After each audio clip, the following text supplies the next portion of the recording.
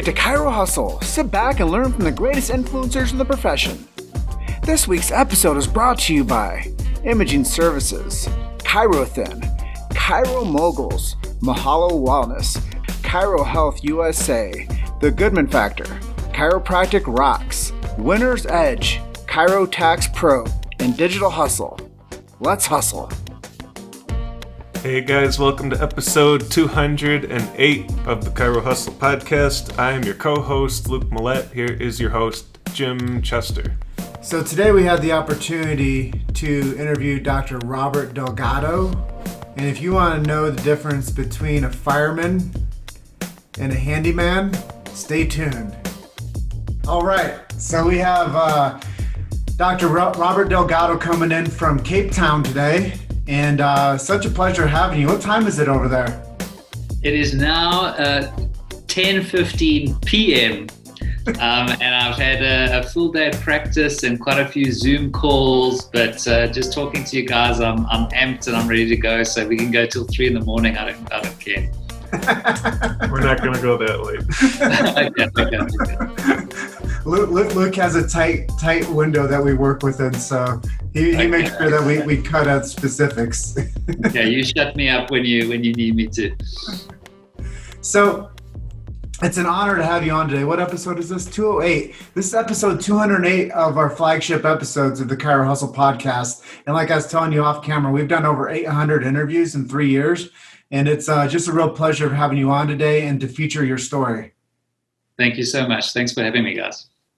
Yeah, I think that as we matriculate into the future, we're going to be able to get more focused groups of interviews. And one of the groups that we're going to start doing in the future is Chiro Hustle International. So you're a good benchmark for that one. So I know I told you we're also having one on Thursday with a chiropractor out of Kent in the UK. So it's really good to get some international flavor to what we're doing with Chiro Hustle now, because I really see that chiropractic is more of a global movement than just something that happens here in the United States. Yeah, I was speaking to a Spanish chiropractor last week, and he was talking about how in the Spanish-speaking countries it's growing, in South America and places I didn't even think had chiropractic colleges that do. So that's great news that the profession is growing worldwide. We just got to keep pushing. Yeah, actually, at the end of the month of October here, I'll be speaking to one of the largest chiropractic colleges in Mexico. In Mexico, yeah. I mean, it's unbelievable. And Brazil, and it's a great time. Yeah, last year I spoke at the same event. It's called The Big Idea. And there were over 500 Mexican chiropractors at this event. And it was just amazing. It boggles my mind. I had no idea it was growing like that in those countries. Actually, in Mexico, I think it's the fastest growing country with chiropractic. Wow. So one of the clients I'm helping with online, he's an amazing vitalistic chiropractor in Spain. And he's actually going for the Spanish-speaking chiropractors to help coach them. Because for a lot of them, English isn't their first language. So when they work with an English-speaking coach, they lose a bit, in translation. So he's specifically going to be helping Spanish-speaking chiropractors, build vitalistic practices. And amazing guy, and he's going to do a lot for those Spanish speakers that want to be coached by somebody. Well, it's quite interesting because Luke and I are right now working on a podcast training protocol. And when I go down to Mexico and speak, if I get 33 chiropractors that say that they want the program, I'm going to build our program out in Spanish. In Spanish as well. I'm sure you're going to get it. Podcast is such an amazing tool for chiropractors, because we're all teaching and we're all giving a message, and podcast I think is one of the best tools, and you guys have proved it. Yeah, I think, as we go into our interview with you, one of the most powerful things you can do is an interview style podcast. But also, I think when people think about small episodes of like between 3 to 7 minutes, a solo cast can be quite effective too. So anybody out there that's watching right now, consider a broader spectrum for bringing guests on. But there's a lot of moving pieces when it comes to doing something like this. But if you were to say, I'm going to produce, 3 minutes to 7 minutes every day, you can do that on your own and produce that as a show as well. So just knowing your audience and how to produce. You these days you can get apps, where you can do it, and you do it in the car. One of the obstacles I get in some chiropractors' minds is I don't have the time for this, I don't have the time for that. But it's really, we all have the same 24 hours, and with technology, you can do anything. It's just about using the right technology and getting organized in your day.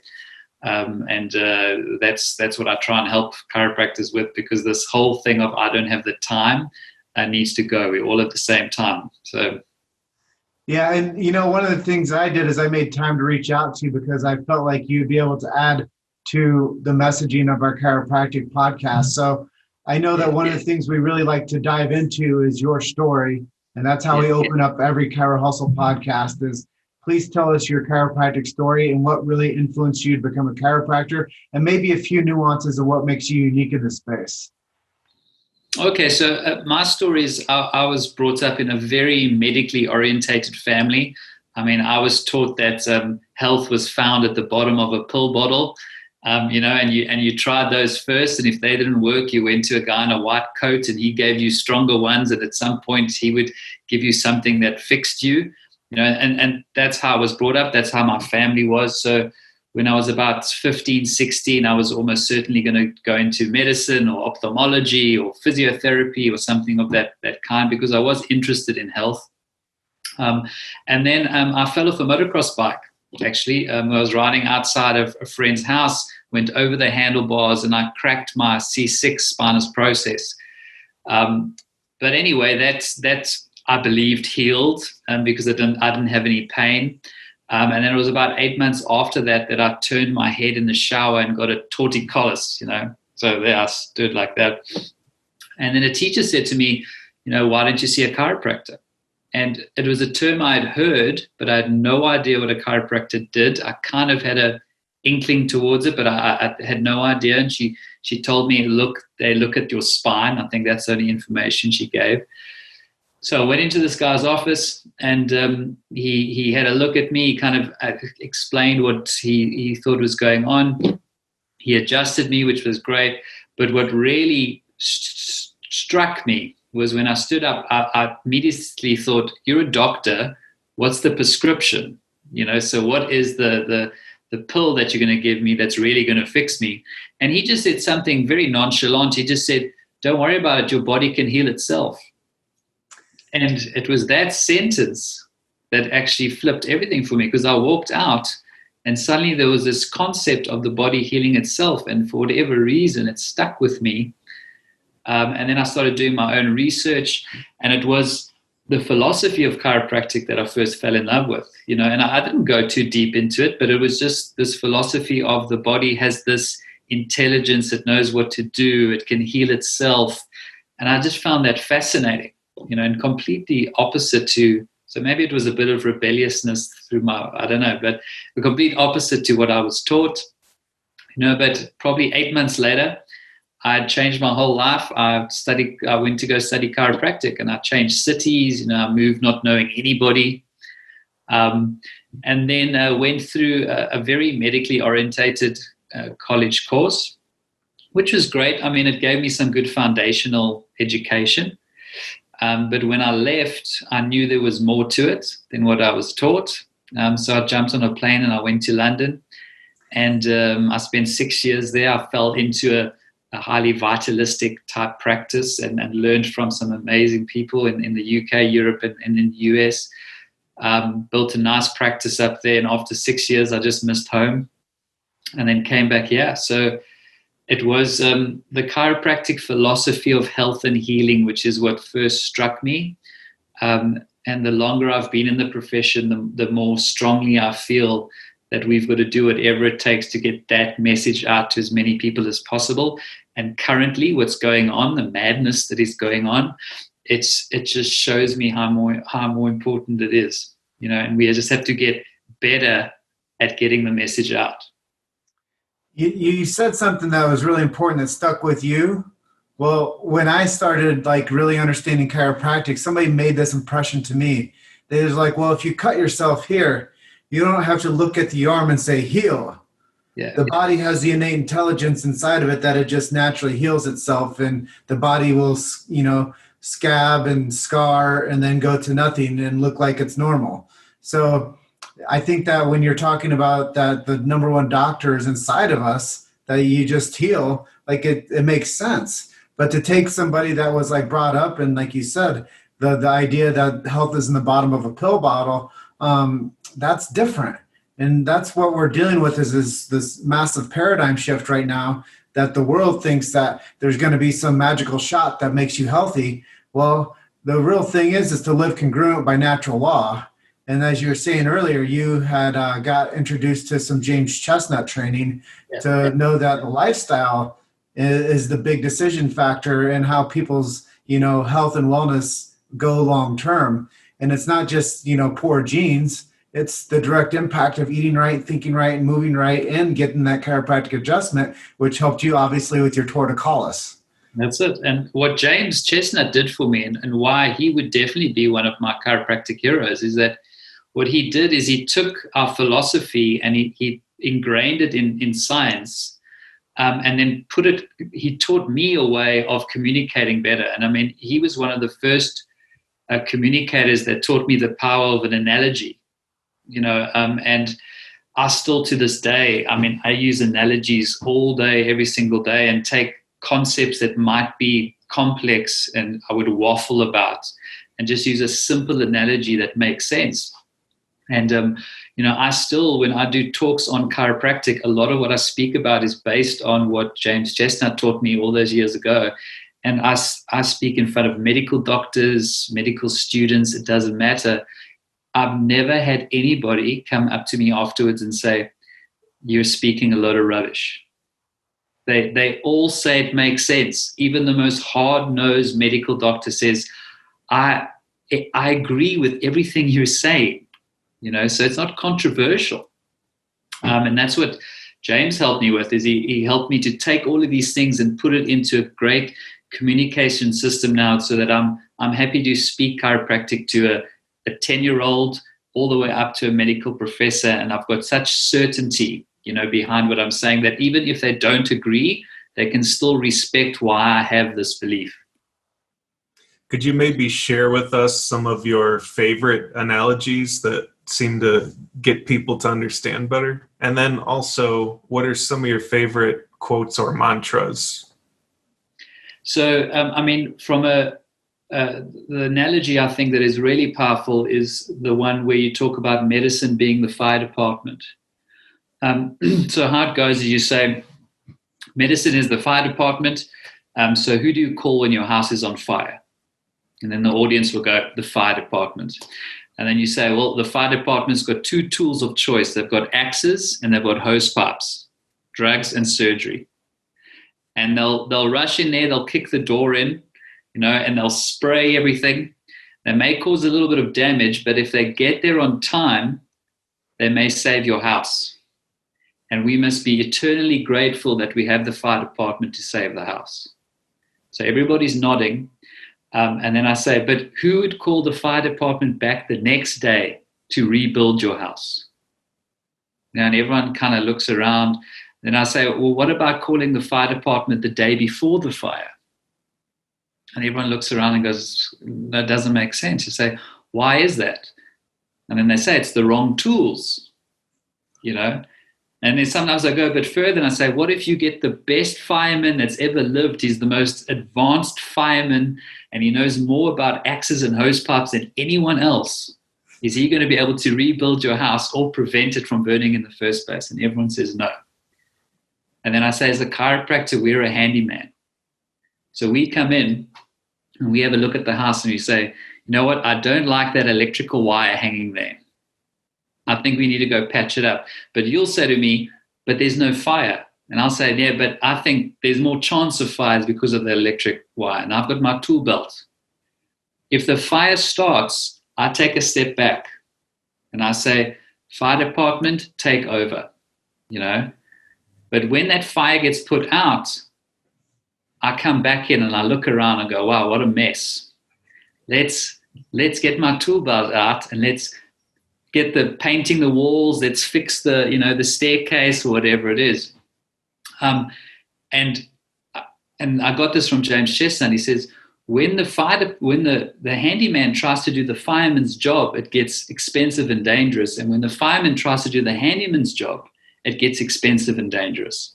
But when you understand what these two models do and you use them whenever they're required, it's the most beautiful system on earth. And when I use that analogy, and again, with medical doctors, I did it not so long ago on a Zoom meeting. There was an emergency physician on the call, and I didn't know. And at the end, they said, "What do you think about this?" And he said, "I'm a fireman." And he said, "I understand that. And I can tell you from experience that as medical doctors, we are really bad when it comes to chronic illness. Chop off a person's arm, I'm great, but come and tell me that you're depressed and you've got bloatedness in your stomach and whatever, I got nothing for you, And with that analogy, what it does is it doesn't just talk about medicine as being evil, because I think we've got to watch out for that, because it can block, especially when people have certain belief systems.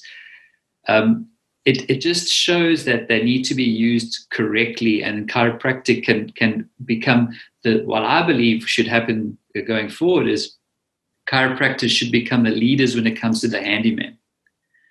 And that's through the adjustments we use, through the way we educate, through the paradigms that we teach.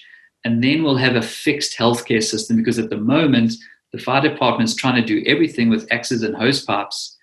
And it's the wrong tools, and it's broken, and it's dangerous, and it's expensive. Well done. Okay, so that was maybe a long-winded analogy. No, that's perfect. But I think for me, that's a very important concept to get across to the man in the street, because they're going, I'm not well, who do I go to? And, they need to understand where they need to go depending on what the case is. And if it's something where they're not feeling well within themselves and it's not an emergency, then they need to understand that probably the fire department is not the best choice. And, everything stems from this. So right now, with COVID-19 and everything that's going on, if we had a population that understood what I've just said, they'd be saying, okay, great, hygiene, wash the hands, whatever, but I'm going to go to my handyman now, because I want to make sure that if I ever get subjected to this virus, I'm a bad host to this virus.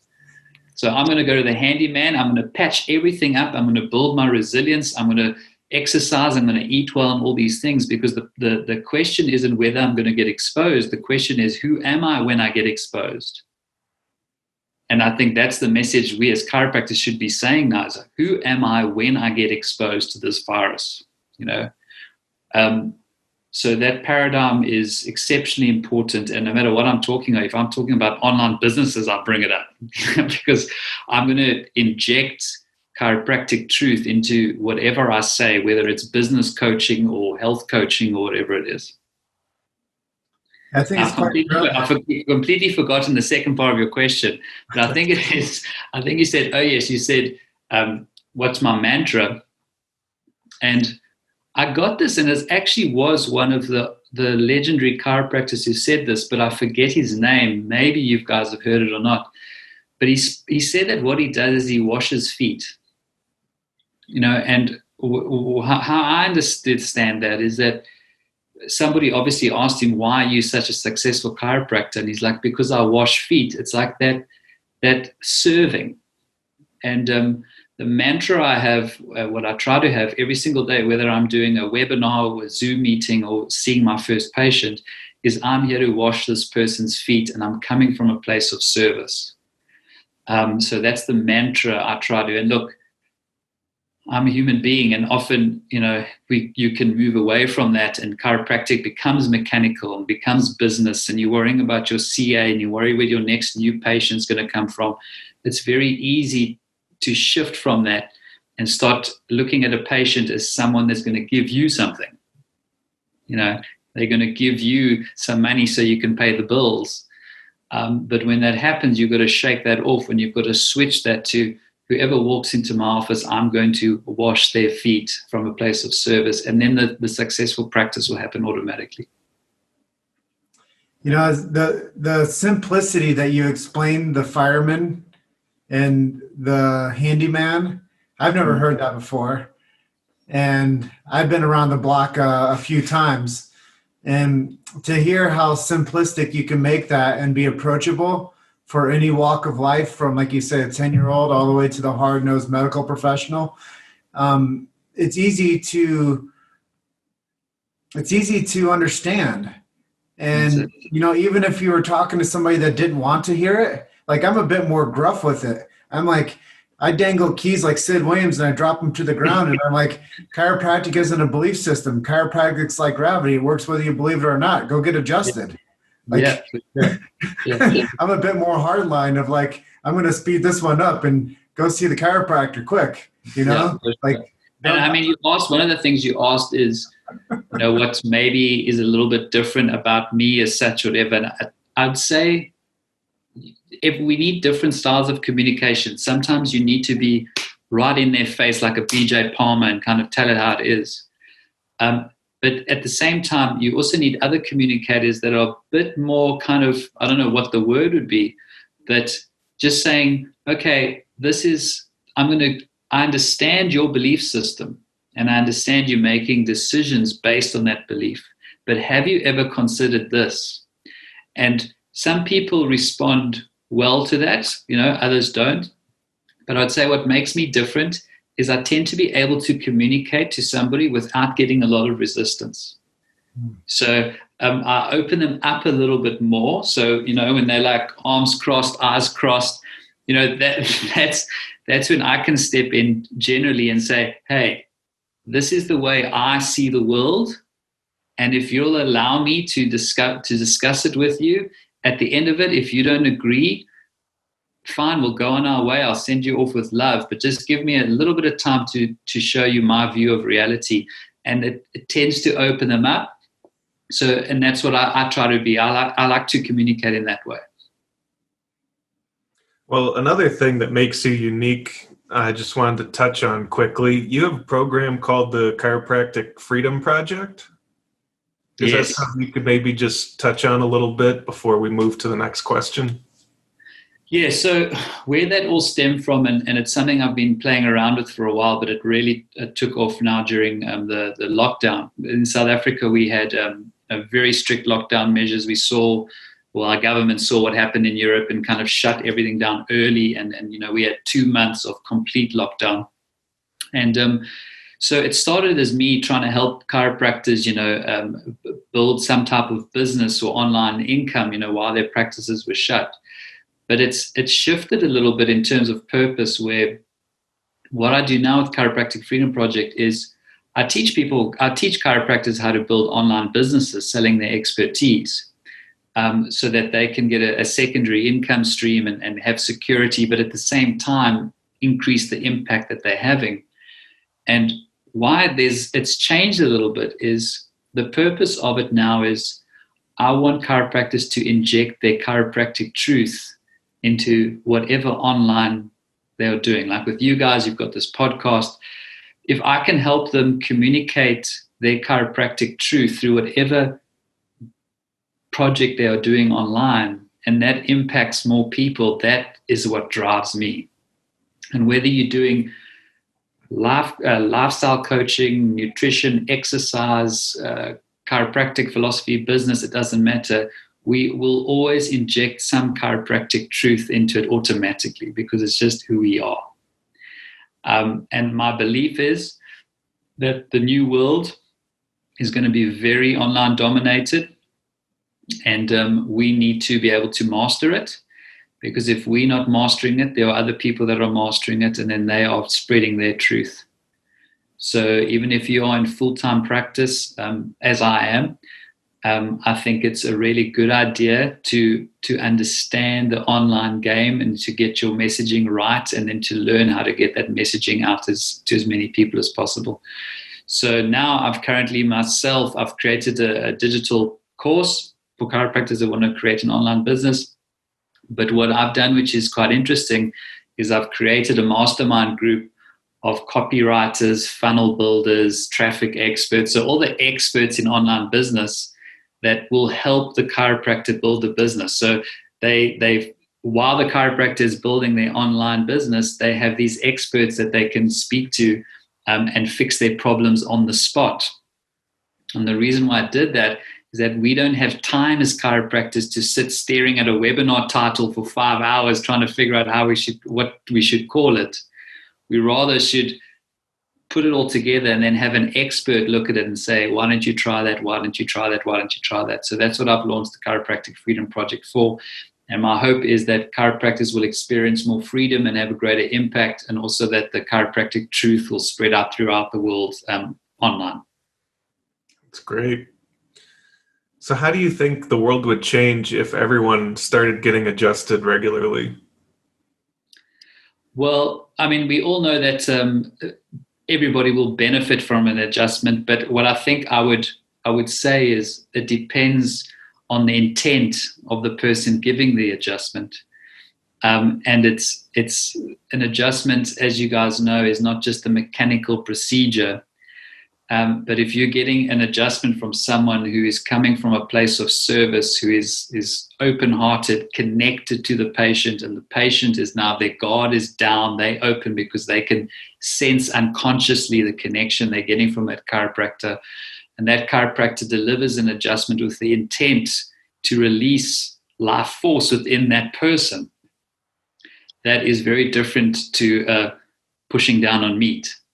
So I would say everybody would benefit from a chiropractic adjustment. The world would benefit from it. But my hope is that the chiropractor that delivers the adjustment is coming from the right state and the right intent, because that makes all the difference.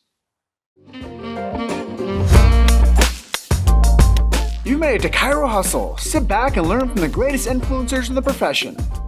This week's episode is brought to you by Imaging Services, ChiroThin, Chiro Moguls, Mahalo Wellness, Chiro Health USA, The Goodman Factor, Chiropractic Rocks, Winner's Edge, Chiro Tax Pro, and Digital Hustle.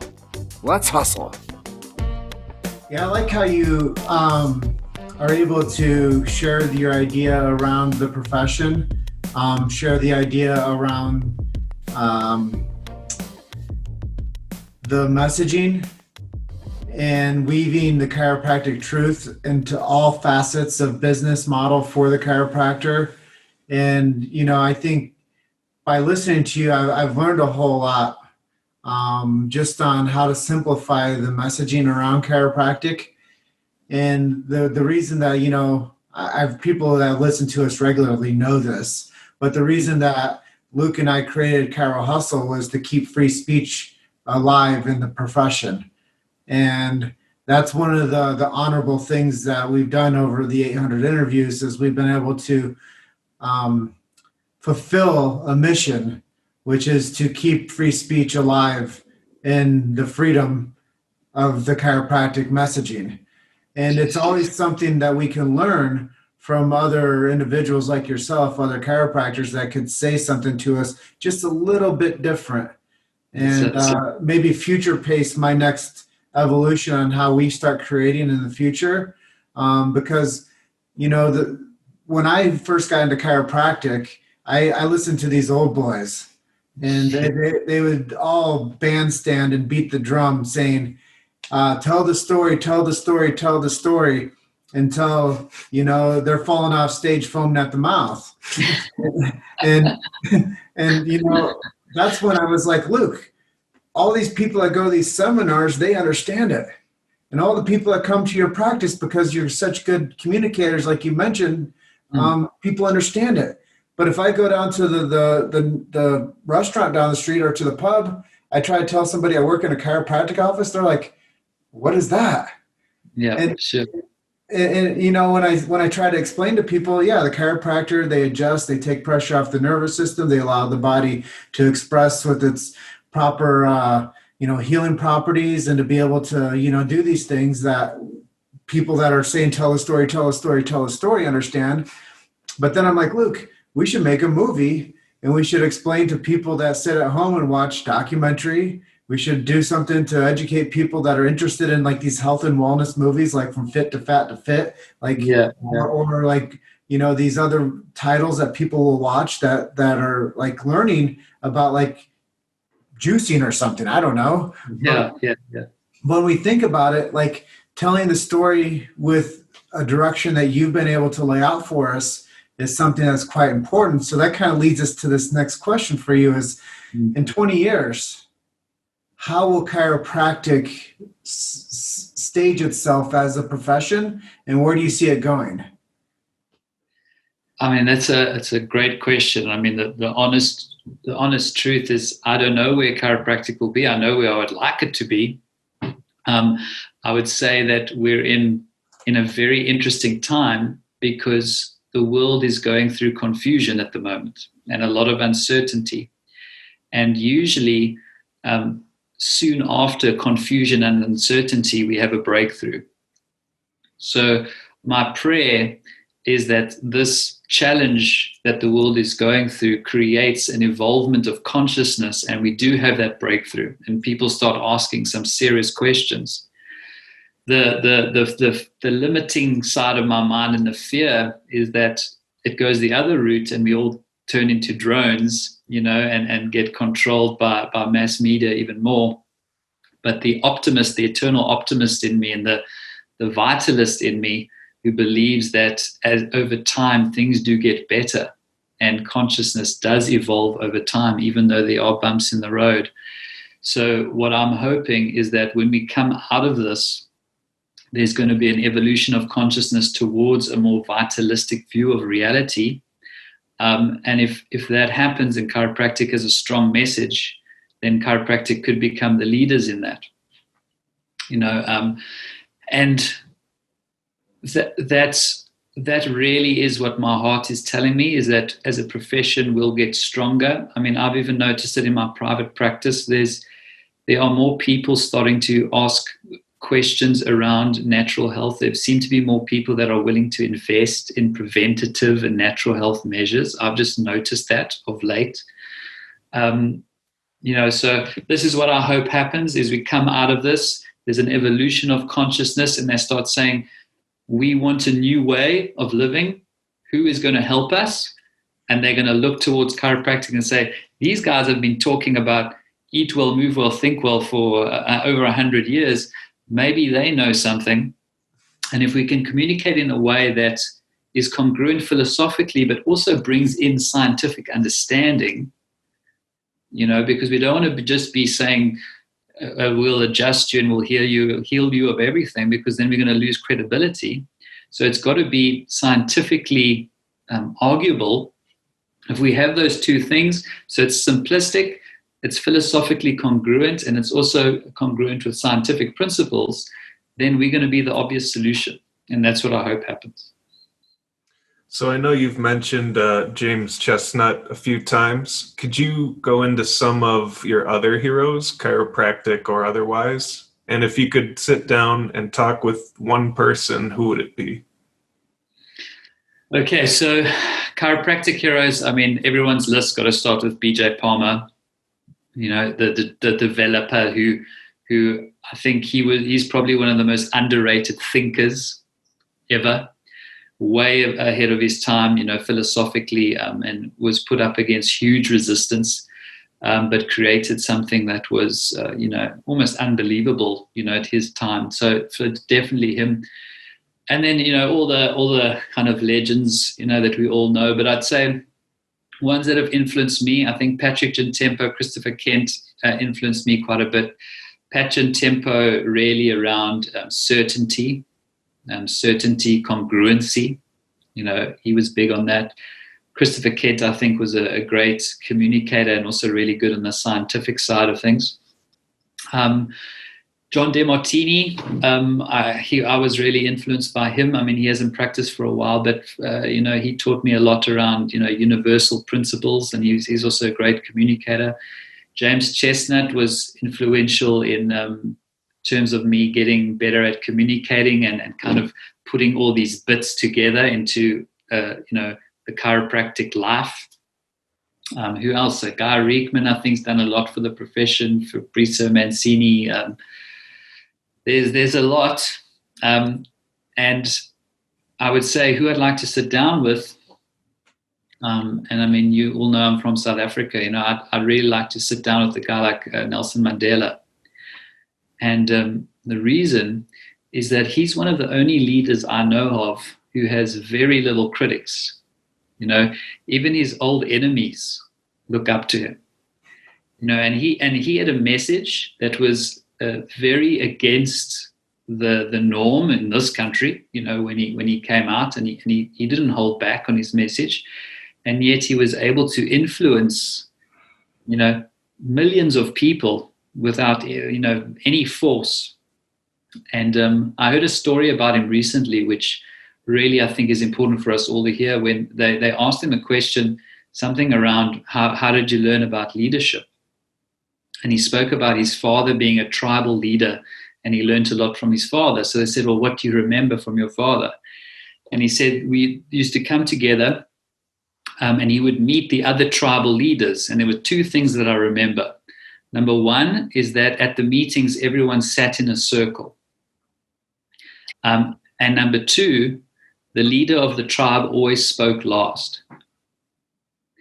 And what that meant was, and what Nelson Mandela was really good at, was if he was speaking to somebody, especially somebody who had a different viewpoint to him, he would speak last, and he would allow that person to give all the information, and he wouldn't nod and shake his head if he agreed or disagreed. He would just allow that person to give their opinion, and he would take that all in, and then he would respond. And what that meant is that the person that he was talking to felt heard, and felt valued. And then he would take that information, he got all the details he needed, and then he would respond. So what I've learned is that sometimes as a leader, you've got to speak last. You've got to take all the information with open eyes and not just have our preconceived ideas and have resistance. And number two, that's sitting in a circle, is that everybody's equal. No one's better or worse. Even that medical doctor down the road that says that chiropractors are killing people, you might not like what he's saying, but he's a human being, and there's something going on in his mind. There's some incongruency that is causing him to react that way. And we've got to have compassion towards that, and then we've got to tell him the truth so he stops doing it, and we've got to do it with courage. And that's what Nelson Mandela had. He had this courage, but he had this way of changing people's perceptions, and he didn't have to use force. I mean, in this country, there should have been war, when there was the change of government, and there wasn't, because of the way he managed people that had conflicting ideas with him. And that's why he's still revered today. So as chiropractors, we can maybe learn from that. That's powerful stuff. So let's change gears a little bit and talk about marketing. What are some marketing things that maybe you've tried in your career that did not work at all? I think any marketing that starts with the intent of how can I get something out of you? So you're doing a video or you're doing a talk or a presentation, and in your mind you're going, how many patient sign-ups am I going to get? How many new patients I'm going to get? That to me doesn't work. Or if it does work, it works short-term. And I learned very quickly that that incongruency was not going to get me anywhere. Any marketing that is based on I'm going to serve you by giving you information and allow the returns to come through universal law, that's the marketing that works. So if you writing a blog, writing an email, doing a video, doing a corporate presentation, whatever it is, if you walk on there and you say, I'm going to give you guys everything that I've got, and I'm going to, serve you to the best of my ability, and then you offer them something at the end which is going to give them more value, that's when marketing works. That's when they will line up and they will follow you anywhere. So again, with everything, it's based on the intent. So if I get on any sales call with anybody, my mindset is what does this person need? How can I make this person's life better? And those sales calls, they're usually the ones that end up with the person wanting to do business with you. So it's all about intention. All about intention, authenticity, sincerity. If you don't know something, say you don't know. And if you're certain about something, be certain. And it's human connection. If somebody comes across your content, it's because they have a problem and they want that problem solved. And if you feel like you can help them solve the problem, just tell them with certainty without over-promising. In the online game, it's all about over-promise, under-deliver. 7-minute abs. How to lose 20 pounds by eating ice cream and never exercising. This is kind of the online game. I'm the complete opposite. I say rather under-promise and over-deliver, but do it from a place of authenticity. And that's made me have a successful practice, and also have a couple of successful online businesses using that philosophy. Well, I'm ready to work with you. See, I told you, it works. It works. I mean, it's crazy. It's not rocket science when it's real. And, all the techniques and strategies and scripts and all that, they're great. But at the end of the day, that's just a framework. You can use that framework, but you've got to add your love. And the only way you can add your love is if you're really open to that and you really want to help the person. So it's like the frameworks are important, but the most important thing is connection and intent. Yeah, I think you're a master. It's really impressive to hear how you explain business and marketing, and it's either push or pull, and you're a lot more outside of push or pull. You're a lot more of intention, and when the intention is there, push or pull become easier, and the intention, whatever you're trying to impress upon the marketplace, the intention always has to be real. And I do like the strategy of over deliver. And if you know something about it, tell the best you can. If you don't know something about it, say, I don't know how to answer that question. Yeah. And to be real to people. I mean, it in practice as well, hey doc, when's my shoulder pain going to go? If somebody had to say that to me, you say, you know what, John, I truly don't know. But what I do know is that the intelligence that created that shoulder out of 2 cells has the intelligence to heal it too. So why don't we just do whatever we can to assist that intelligence to heal that shoulder pain? And let's get rid of it as quickly as possible. But to say, hey, John, it's going to take 2 weeks. I'm going to adjust you 3 times a week, and then you must come back once a week for the next 40 years. That you don't have to be like that. You can give recommendations, of course, and I do that, educated recommendations.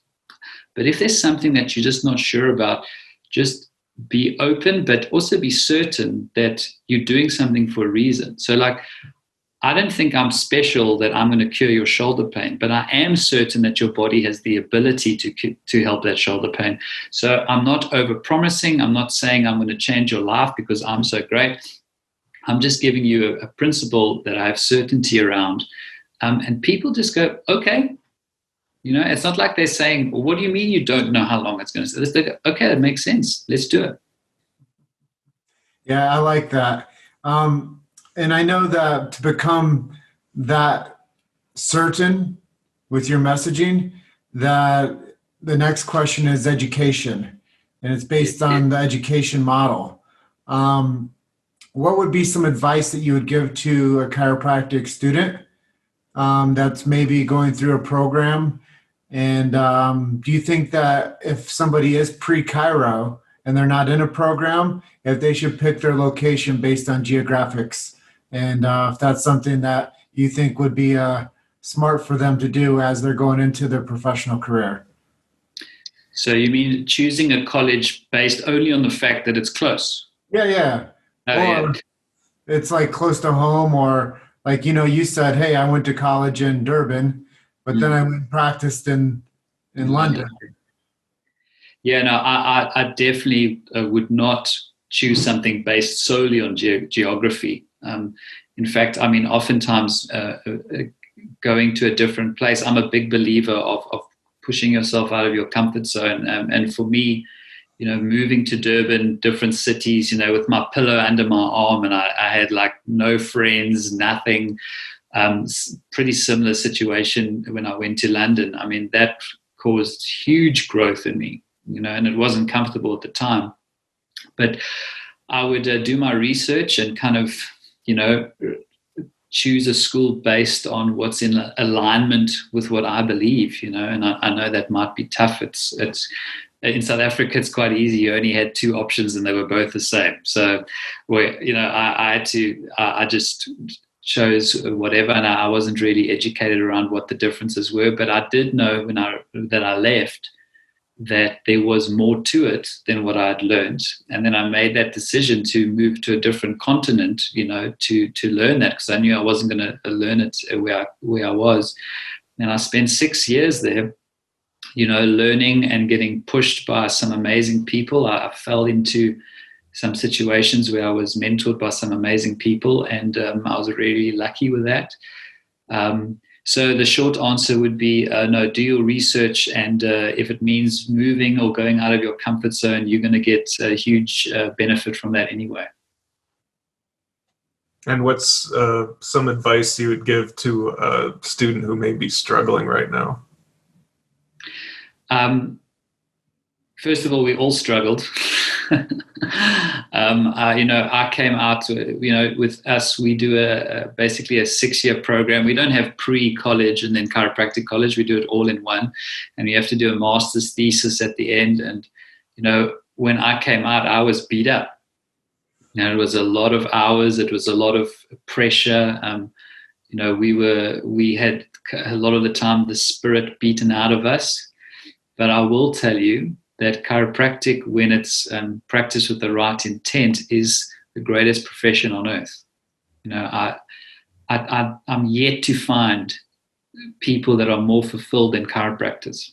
Yes, there are a few that kind of have a identity issue, but I can't think of any other profession where you can walk into a room and speak to 10 chiropractors that are in their 60s and 70s, and they are still practicing every single day, irrespective of the fact they don't need to, and they just have to, and they're still loving it, and they can laugh, and they're still playing golf at 7 years old.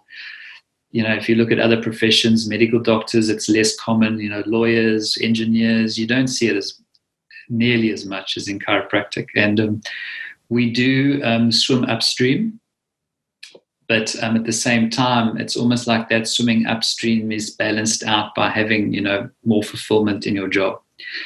So, and now with online, you can take your expertise and you can scale it, so that it's one of the issues with chiropractic is that the time money exchange. But with the online portals, you can scale your practice now that you have a lot more freedom when it comes to that time money exchange. So in that sense, the internet can really help us to evolve to have, like I always say, bigger impact, but bigger freedom and bigger security. Well, we're at the point of the show where it's time to talk about you personally a little bit. What do you like to read? What do you like to listen to? And what are some things that you do for fun? Fun. So number one is my job is my fun. And, I'm very, very passionate about what I do. So I don't see it as work and personal time. To me, it's very integrated. But I would say what I love doing in my free time, I'm a big family man. I've got 2 sons and a wife, which I am obsessed with.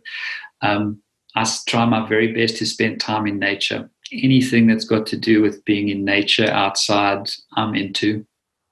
I'm a huge music fan. I'm into hi-fi and amplifiers and things and quality sound and all those things. And I listen to a lot of music. Big into personal development. So, if I'm reading books, generally I'm not a big fiction reader. even, movies and things that it's quite rare. I generally take in information that is going to help me develop in some way that just, drives me. So, I'd say my work is my passion, both online and my practice.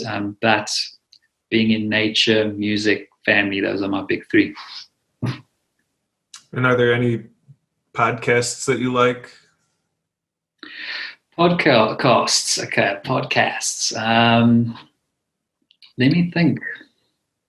You know what? I listen less to podcasts and I'm more into YouTube, so I just go and I search for YouTube. So anything from Tony Robbins to, Wayne Dyer to Oprah Winfrey to, Deepak Chopra, all of these kind of personal development gurus. I'm reading a book at the moment, The Autobiography of a Yogi, which was written, I think in the 1950s. I might have it wrong, but from a vitalistic perspective, just an unbelievably incredible book. And, talk about vitalistic philosophy. You speak to an Indian yogi, then you really hear it said beautifully. But so I'm a big YouTuber. And Joe Dispenza's stuff I really like. I do use a lot of his meditation work. I also like the way Joe Dispenza communicates in terms of bringing vitalism into the scientific understanding. So I think he's doing great things for our profession. And I tell people as a chiropractor, it's almost like, they're almost surprised. They don't know that. So I tell everybody. But it was his chiropractic viewpoint that I think has led him to where he is now. And he just seems to be, growing leaps and bounds. And Tony Robbins, less so recently, but he was a big influence on me as well. So let me ask you, by the way, it's been an honor to have you on our show and to hear your perspective on so many different facets of the profession and a little bit of your personal life and your development. Is there anything that we didn't touch on during our time with you today that you'd like to share with our audience? Nothing comes to mind. I think you've touched base on just about everything. I think you guys are doing amazing work, and I love that learning from the greats. I think, and freedom of speech. I think what worries me the most at the moment is censorship that's going on. I've known it for a long time. I've always believed that on social media platforms, chiropractic practices are definitely censored. In terms of organic reach and definitely Google searches, there's definitely something going on in the background that doesn't want chiropractic vitalistic messaging to get out there. We're up against, if that's the truth, we're up against a big enemy. But I think we're not the only ones that are, maybe one of the things that will come out of this COVID story is people outside of our profession are starting to notice that information is being censored based on a certain paradigm.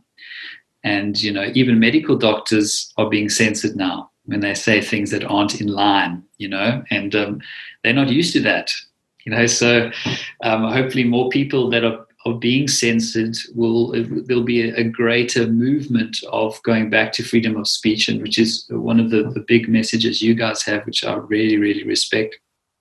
But in ending off, I'd say, become masters of communication, because we've got to put our message very simply out there so that people understand it.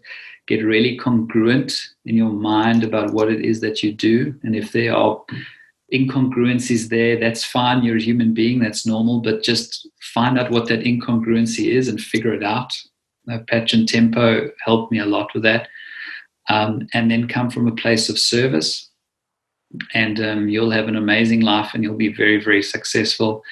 And I would strongly suggest that you look at the online space as well to spread your message to a wider audience. I was basically did professional speaking for a while, and I would go to these corporates and do talks, and there's like 30 or 40 people in a room, and I would ride my Vespa scooter because of traffic, and getting there, it's like take 2 hours out of my day and speak to 40 or 50 people. Now I can do a webinar and speak to 500 people in my underwear, Literally, I'm in my underwear now. I'm joking, but that's the power of the internet. Now imagine if all chiropractors had that skill set and then said, okay, I'm going to teach this part of my chiropractic truth to as many people as possible using the internet. We're going to have a much bigger impact. And look, face-to-face is still going to be really important, but you've got to master this tool. Such a great tool for us. Brilliant. So what are some websites people can go to if they want to hear your message? With the online, helping chiropractors online, it's chirofreedom.online. And if they want to discuss creating an online business from scratch with me there, they can just book a call with me. Also, chirofreedom.online/webinar is a new webinar that I've put out. And you can watch it. It's pre-recorded, so you can watch it anytime. And that tells you my 5 steps that I took to go from zero to earning up to $10,000 per month part-time selling my expertise online. So if you want to look at the system of how to go from not even having a business idea all the way to having a successful online business as a chiropractor, that webinar would be one to watch. Well, Dr. Robert, that's a Beatles song. Dr. Robert, thank you for being our guest today. This was a really insightful episode. I think people will love it. Oh, thank you so much, guys. I really enjoyed it. It's now 10 past 11 p.m. and I'm like on fire. I think I'm going to go out for a drink now. Well, once as Luke said, thank you for being our guest today, and have a brilliant rest of your evening. I look forward to connecting with you soon, and I see limitless opportunities for us to work together. Oh, awesome. I look forward to it. All right. Have one on me. Yeah. Cheers, guys. Thanks, man. Bye. Thanks for listening to Chiro Hustle. Don't forget to subscribe and check back next week to continue hustling.